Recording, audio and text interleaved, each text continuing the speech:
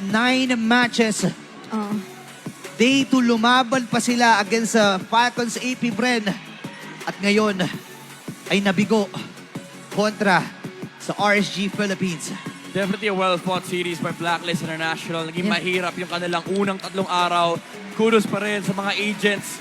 Kudos sa players ng Blacklist International. They really did step up. Yeah.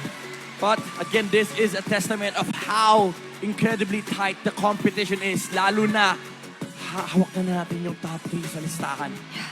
Totoo ang nakikita natin. The closest season yet na ating nasasaksihan ngayon or recently sa MPL Philippines.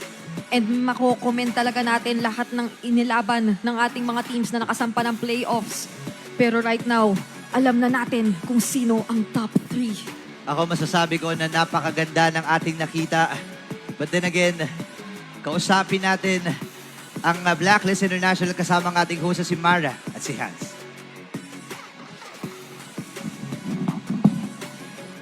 Thank you to Blacklist International for your journey this season 13.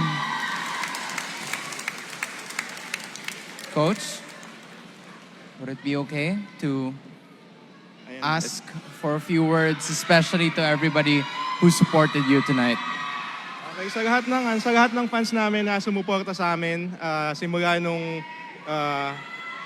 pa nung unang day ng regular season hanggang sa nakita niyo kung paano talaga i-struggle namin, hanggang sa nagtiwala kayo kung paano kami makabawi sa second half ng regular season. And siguro maraming disappointed sa naging result. And siguro masasabi ko lang, binigay talaga namin lahat ng best namin. Never kaming nagpabaya. And isa kayo sa mga motivation namin dahil tuwang-tuwa kami na mas marami kaming napapasaya. But unfortunately, ito na yung last game namin para sa season na to. Sorry again. It breaks my heart to say this. Your journey ends here and you may now take your bow.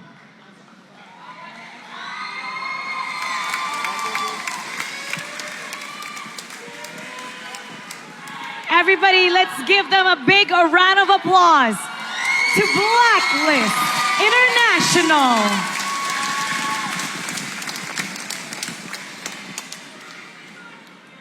Blacklist International showed their best surviving the play-ins, but unfortunately,